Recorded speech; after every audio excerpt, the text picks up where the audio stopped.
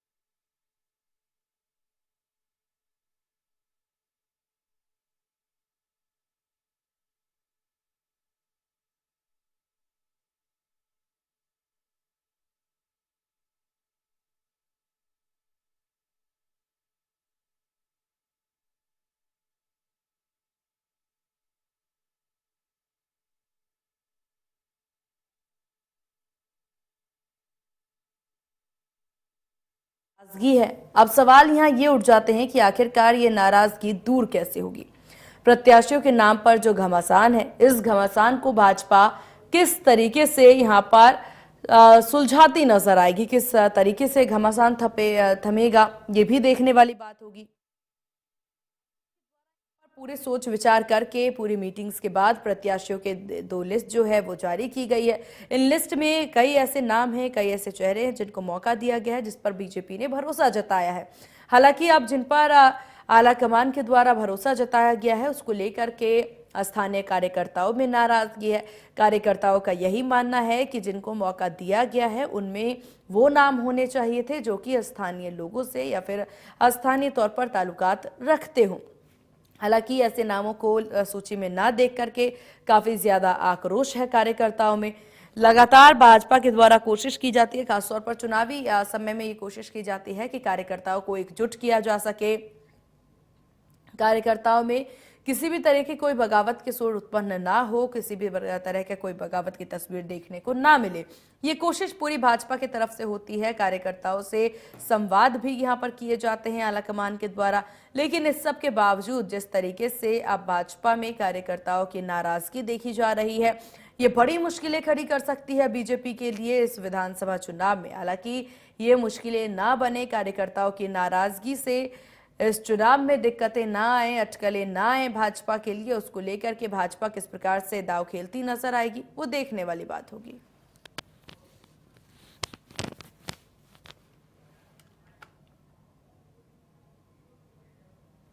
तो इसी विषय पर करेंगे आज बात, इसी विषय पर करेंगे चर्चा। हमारे साथ सरमन नगेल वरिष्ठ पत्रकार बने हुए हैं और साथ ही साथ हमारे साथ वीरेन कोंगले प्रवक्ता कांग्रेस हमारे साथ हैं। आप दोनों का बहुत स्वागत है इंडिया न्यूज मध्य प्रदेश छत्तीसगढ़ पर।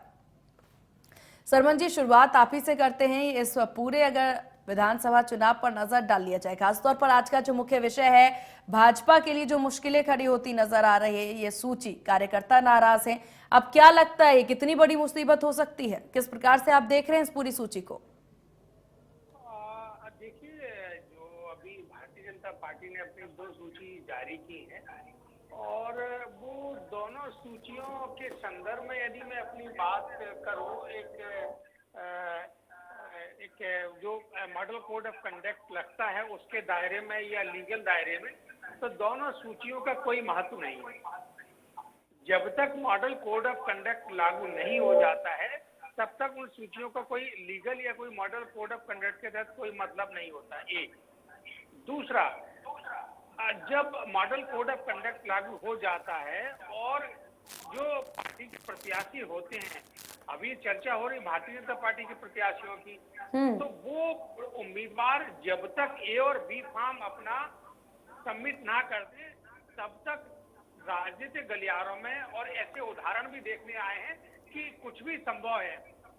उम्मीदवार का नाम भी बदल सकता है, कैंडिडेट भी बदल सकता है, विधानसभा क्षेत्र भी बदल सकता है, लोकसभा क्षेत्र भी बदल सकता है। ये पुराने संदर्भ मध्य प्रदेश में देखने को आया है। एक भिंड से संदर्भ देखने को आया था कि कांग्रेस ने टिकट दिया था और अगले दिन बीजेपी के उम्मीदवार हो गए थे। एक और संदर्भ आया था विदिशा का कि ए और बी फॉर्म मिल गया था और कैंडिडेट ने ए और बी फॉर्म ही सबमिट नहीं किया था। तो देखिए, जब तक राजनीतिक दल जो है ना अपने कैंडिडेट को ए और बी फॉर्म नहीं देता था और वो सबमिट भी नहीं कर देते, तब तक कुछ भी कहना मुश्किल है। अब जहां तक ये जो बगावत की या जो इनके समक्ष जो भारतीय जनता पार्टी के समक्ष जो चुनौतियां हैं, जो उन्होंने कैंडिडेट अनाउंस किए हैं, तो देखिए ये सामान्य सी बात है। जब भी कोई लोकसभा, विधानसभा, पंचायत, नगरीय निकाय का चुनाव होता है तो जो उम्मीदवार होते हैं, जो पार्टी का कार्यकर्ता हो, जो लगा रहता है वर्षों तक, उसकी अपेक्षा रहती, महत्वाकांक्षा रहती कि मेरे को टिकट मिले, मैं उम्मीदवार पार्टी का बनूं और मैं जनसेवा का काम करूं एक जनप्रतिनिधि के माध्यम से। लेकिन जब उसको टिकट नहीं मिलता है तो उसके मन में एक अपने दल के प्रति, विचारधारा के प्रति अरुचि जागती है और फिर वो बगावत की ओर, अलगाव की ओर और पार्टी से विद्रोह की ओर चला जाता है। तो ये जो मध्य प्रदेश के संदर्भ में हुआ है, 40 से अधिक जो है ना, लगभग 50 से ज्यादा ही हो गए होंगे बड़े नेता जो भारतीय जनता पार्टी को छोड़कर चले गए और कांग्रेस का दामन थाम लिया है। कुछ लोगों ने बाकी एक आध जो दूसरे दल है आप पार्टी या कहीं वहां चले गए हैं। अब जो विद्रोह या जो बगावत जैसी स्थिति जो अभी वर्तमान में जो पार्टी के नजर में आ रही है, देखिए उसी का उन्होंने जो एक पूरा का पूरा जो नजरिया है, राजनीतिक जो भाप लिया है कि विद्रोह ज्यादा ना हो, इसीलिए उन्होंने जो अपने जो बड़े जो लीडर हैं उनको चुनाव मैदान में उतार दिया और इसीलिए किसी भी नेता को उन्होंने मुख्यमंत्री का उम्मीदवार घोषित नहीं किया है कि कहीं भविष्य में कोई और ज्यादा बड़ी चुनौती ना हो जाए।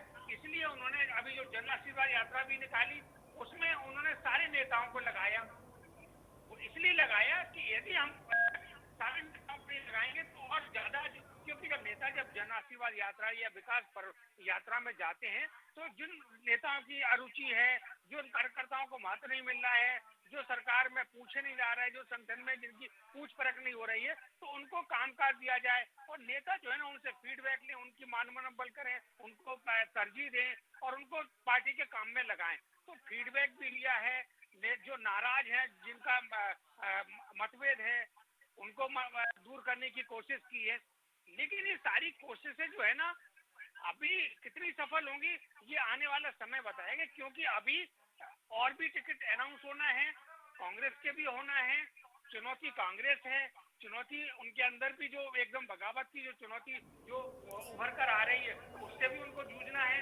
अभी भारतीय जनता पार्टी के समक्ष यदि ओवरऑल देखा जाए तो बहुत सारी समस्याएं भारतीय जनता पार्टी के समक्ष है, बहुत सारी मुश्किलें हैं। अभी एक और मुश्किल है जो ज्योतिरादित्य सिंधिया के साथ कांग्रेस छोड़कर गए थे, उनमें से कितने लोगों को टिकट आप दे पाते हैं, कितने लोगों को नहीं दे पाते। जैसे अभी जानकारी आ रही है कि रणबीर जाटव और रघुराज कंधाना 2 लोगों का टिकट जो है ना अभी जो अनाउंस किए हैं उनमें शामिल नहीं है।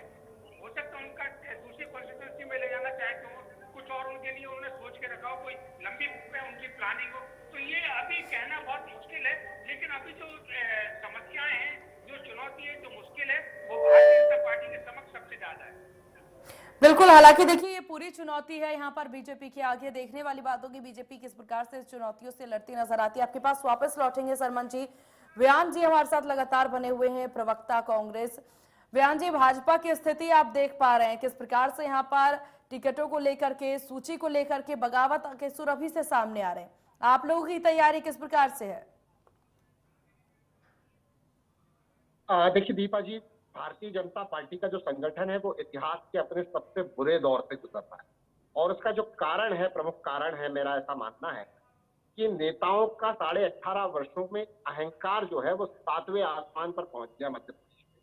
भारतीय जनता पार्टी एक इस प्रकार एक संगठन नहीं, एक गिरोह के रूप में जो है वो दिखने लगी। और कहीं ना कहीं जो उनका 30-40 साल पुराना, जैसा कि आदरणीय नगेले जी ने अभी कहा अभी, कि उनका जो मूल कार्यकर्ता था, जो 30 साल से 35 साल से भारतीय जनता पार्टी का झंडा उठा रहा था, वो पार्टी का जो कार्यकर्ता है खुद को ठगा हुआ महसूस करने लगा। बाहर से आने वाले आयातित लोगों की पूछपरछ बढ़ने लगी, और इससे मूल कार्यकर्ता की अरुचि जागृत। और लिस्ट आने के बाद तो ये जो अरुचि थी और जो भारतीय जनता पार्टी का जो कार्यकर्ता का जो डिससैटिस्फैक्शन था, वो कहीं ना कहीं और ज्यादा उभर कर सामने आया। वो इसलिए क्योंकि ऐसे लोगों को, तथाकथित हैवी वेट्स को, तथाकथित दिग्गजों को जो इन्होंने टिकट दिया है, उन मतलब जो संगठन के जो वरिष्ठ नेता थे, जिनके ऊपर चुनाव लड़वाने की जिम्मेदारी थी, वो उन्हीं लोगों को जो है प्रत्याशी बनाकर एक विधानसभा के अंदर बांधने का काम कर दिया। कई उनमें से ऐसे थे जैसे कि कैलाश विजयवर्गीय जी कहते हुए दिखाई दिए कि अपन तो बड़े नेता हैं, अपन तो हाथ पैर नहीं जोड़ने जाएंगे, अब कहाँ जो है अपन जनता के हाथ पैर जोड़ने जाएंगे।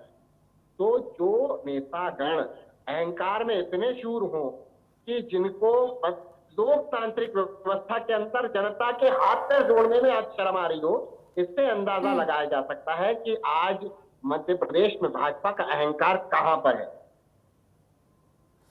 चलिए ठीक है, ठीक जी जी। हालांकि आपने यहाँ पर जी अपनी बात पूरी करें बयान जी, अपनी बात पूरी करें बयान जी। फग्गन सिंह कुलस्ते जी विधायक का चुनाव 30 वर्षों बाद लड़ रहे हैं। मेरे ख्याल से अगर मैं गलत नहीं हूं तो आदरणीय प्रहलाद पटेल जी जीवन में पहली बार विधायक का चुनाव लड़ रहे हैं। नरेंद्र सिंह तोमर जी प्रतिक्रिया देने से बचते हुए दिखाई दे रहे हैं, वर्षों बाद वो भी चुनाव लड़ रहे हैं। तो जो भारतीय जनता पार्टी के जो दिग्गज थे, ये हार के डर से सारे दिग्गजों को मैदान में उतार तो दिया, लेकिन शायद ये सोचना भूल गए कि वो कार्यकर्ता जो वर्षों से आपका झंडा उठा रहा था, दरिया बिछा रहा था, पसीना बहाकर जिसने खड़ा किया था भारतीय जनता पार्टी को, क्या वो इस चीज से सेटिस्फाइड है? क्या वो कार्यकर्ता आज आपका खुश है? आपका तो ये हाल रहा पिछले 3.5 वर्षों में। नगेले जी बताएंगे आपको इस बारे में कि 3.5 सालों में इनके प्रभारी मंत्री अपने जिलों में किसी कार्यकर्ता के घर मिलने नहीं गए, किसी के घर चाय पीने नहीं गए। तो ये कुशाभाऊ ठाकरे और दीनदयाल उपाध्याय जी के समय की भारतीय जनता पार्टी नहीं है, ये मोदी युग की वो पार्टी है, भारतीय जनता पार्टी बन गई है जो कि अब चुनाव जीतने के लिए, अपने स्वार्थ के लिए किसी भी स्तर तक जाने के लिए आज तैयार है। चलिए ठीक है, ठीक है। सरमन जी, जिस तरीके से यहाँ पर देखिए कांग्रेस के प्रवक्ता यहाँ पर साफ तौर पर बोलते नजर आ रहे हैं, अहंकार की वजह से प्रत्याशियों की आज ये स्थिति है। हालांकि देखिए इस्तीफे का जो दौर पूरा देखने को मिला है यहाँ पर भाजपा में, ये भाजपा के लिए कितना मुश्किल खड़ा कर सकता है ये पूरा समय, ये पूरा इस्तीफे का दौर? का जो दौर चल रहा है, ये दौर अभी थमने वाला नहीं है। ये दौर ऐसा नहीं है कि ये भारतीय जनता पार्टी के जो साथ में ही चल रहा है। ये दौर अभी कांग्रेस के साथ भी चालू हो चुका है, बड़े पैमाने पर नहीं हुआ है। कांग्रेस में भी चालू हो चुका है। अब कांग्रेस में बड़े पैमाने पर हो पाएगा नहीं हो पाएगा, ये पूरी की पूरी रणनीति मध्य प्रदेश कांग्रेस कमेटी के अध्यक्ष पूर्व मुख्यमंत्री कमलनाथ जी अपने हाथ में लिए हुए हैं। तो इसलिए अभी उनके यहाँ पे जो अलगाव या जो विद्रोह या जो दूसरे दलों में जाने का जो सिलसिला है, वो वहां पर कांग्रेस में अभी थमा हुआ है। लेकिन कितने समय तक थम सकता है? जैसे कांग्रेस पार्टी के टिकट अनाउंस होंगे, उसके बाद कांग्रेस पार्टी में भी भगदड़ का दौर चालू होगा। ये चुनाव में होता आ रहा है और ये वर्षों से होता आ रहा है और आगे भी होता रहेगा। क्योंकि जब कोई राजनीति में आता है, तो राजनीति में इसलिए आता है कि मैं जनसेवा का काम करूंगा। तो मैं यदि मैं पार्षद बनूंगा, मैं पंच बनूंगा, मैं विधायक बनूंगा, मुख्यमंत्री बनूंगा, सांसद बनूंगा, कैबिनेट मंत्री बनूंगा, प्रधानमंत्री बनूंगा, तो राजनीति में जो आता है जी। उसके में महत्वाकांक्षाएं ऑटोमेटिक चलती है। बिल्कुल बिल्कुल सरमन जी, और हालांकि देखिए आपके बात को हम कंटिन्यू करेंगे। इसी बीच भाजपा कार्यकर्ताओं के द्वारा, खासतौर पर वो नाराज कार्यकर्ता, उनका क्या कुछ कहना है इस पूरी सूची को लेकर के, किस प्रकार की नाराजगी है, वो सुनवाते हैं। पहले उदाहरण स्थापित करें। स्वतंत्रता के 75 वर्ष पूर्ण हो गए हैं। स्वतंत्रता के 75 वर्ष में देश की नई इमारत जो स्वतंत्रता का प्रतीक है, उस इमारत में प्रवेश करने के बाद सबसे बड़ा एक उदाहरण जो नारी शक्ति वंदन के रूप में हमारे देश को मिला है, सशक्तिकरण के लिए, वो उन्होंने हम सबके बीच में लाया है। हमारी बहनें आत्म सम्मान और आत्मबल के साथ एक नया अनुभूति कर रही हैं।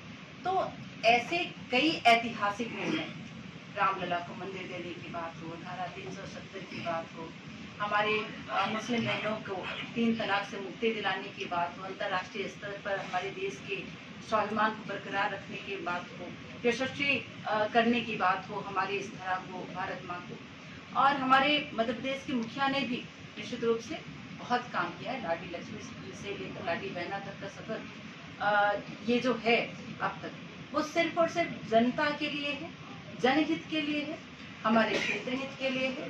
कि कोई न कोई षड्यंत्र हुआ और कोई न कोई किन्हीं अन्य परिस्थितियों से प्रभावित होकर के, अन्य कारणों से प्रभावित होकर के मेरा टिकट काटा गया है। कल से अब तक आप लोगों के मिलने तक लगभग 1500 से ऊपर आदमी हमसे मुलाकात कर चुके हैं, और जो विभिन्न क्षेत्रों के रहे, सीधी विधानसभा क्षेत्र के भी थे और अन्य विधानसभा क्षेत्रों के भी थे। मैंने उनके आक्रोश को भाप के मैंने लोगों से निवेदन किया कि आप सब लोग ठंडे दिमाग से सोचिए। 1 अक्टूबर तक सब लोग सोच के हमको अपना फैसला बता दीजिए। अर्थात 1 सप्ताह का समय मैंने मांगा है और 1 अक्टूबर तक जब लोगों का फैसला आ जाएगा, तब 2 अक्टूबर को उसमें निर्णय लेने में मुझे सहूलियत होगी। और 2 अक्टूबर को तब गांधी जी की जयंती पर मैं निर्णय लूँगा और उसके अनुसार काम करूँगा।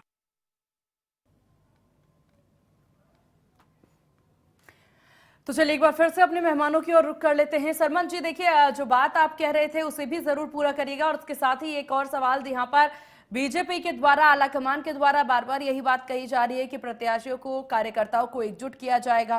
भाजपा हालांकि पूरी कोशिश भी करती नजर आती है कि कार्यकर्ताओं में एकजुटता लाया जाए। क्या इस बार ये ज्यादा मुश्किल नजर आ रहा है? देखिए, अब मुश्किल इसलिए अभी तो नजर आ रहा है क्योंकि अभी तो सबसे पहले उन्होंने 2 सूची जारी की है। 2 सूची में 39 कैंडिडेट थे। एक बाद में मनमोहन साहब भट्टी की बेटी का जो अनाउंसमेंट किया, तो अभी तो इनके समक्ष ही ज्यादा चुनौती है।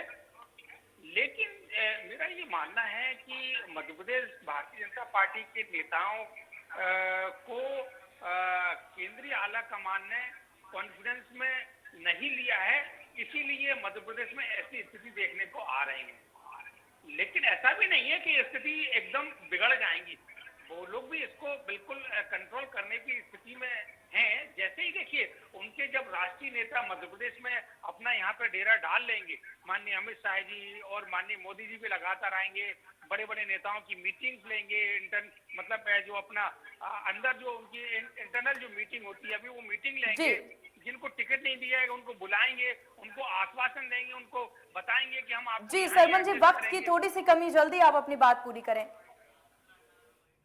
देखिए वो नेताओं को मनाने का काम करेंगे और ये जो अभी जो स्थिति है ये स्थिति आगे बढ़ेगी, ये उन्होंने भांपने के लिए इस तरह का अपना एक रणनीति अपनाई है। अब वो ज्यादा स्थिति ना बिगड़े इस तरह का वो पूरा का पूरा प्रयास करेंगे। चलिए ठीक है व्यंग जी, आप अपनी बात जल्दी से पूरी करें, एक फाइनल कमेंट। देखिए दीपा जी, आज भारतीय जनता पार्टी को 3 गुटों में बटी हुई भारतीय जनता पार्टी, शिवराज गुट, महाराज गुट और महाराज गुट, जिस प्रकार से आयातित लोगों ने मेरे हिसाब से मानसिक रूप से और वैचारिक रूप से हाईजैक कर लिया है, उसी का नतीजा है कि 55 से ज्यादा पूर्व विधायक, पूर्व सांसद और पूर्व मंत्री स्तर के जो बड़े नाम चेहरे इस भारतीय जनता पार्टी में रहे हैं, वो लोग आज कांग्रेस का रुख कर रहे हैं। कोई 2000 गाड़ियां लेकर आ रहा है, कोई 4000 गाड़ियां लेकर आ रहा है। तो पूरे संगठन में एक प्रकार से बिखराव की स्थिति तो है ही। और भारतीय जनता पार्टी में माननीय शिवराज जी की जो 22,000 घोषणाएं अधूरी है ना, जनता 8 करोड़ जनता इस प्रदेश की चीख के इस बात को पूछ रही है कि शिवराज जी आपकी बातों में अब वो पहले जैसी जो है प्रामाणिकता क्यों नहीं रही कि चुनावी वर्ष में आकर आपके जो तमाम वादे हैं, आपके जो तमाम घोषणाएं हैं, बड़े बड़े जो आप आयोजन करके और जो भूमि पूजन करते हैं और नारियल लेकर जेब में चलते हैं, वो आज आपकी बातों में प्रामाणिकता क्यों नहीं दिखाई दे रही?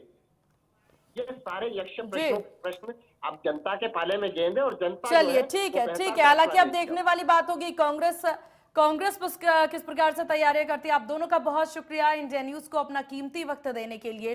तो कुल मिलाकर के चुनावी दौर जारी है और यहाँ पर कार्यकर्ता और प्रत्याशियों में भी रूठने मनाने का भी दौर अब देखने को मिलेगा। फिलहाल देखने वाली बात होगी किस प्रकार से भाजपा पूरी तैयारी यहाँ पर करती है। बड़ी बहस में बस इतना ही। बने रहिए इंडिया न्यूज के साथ। नमस्कार।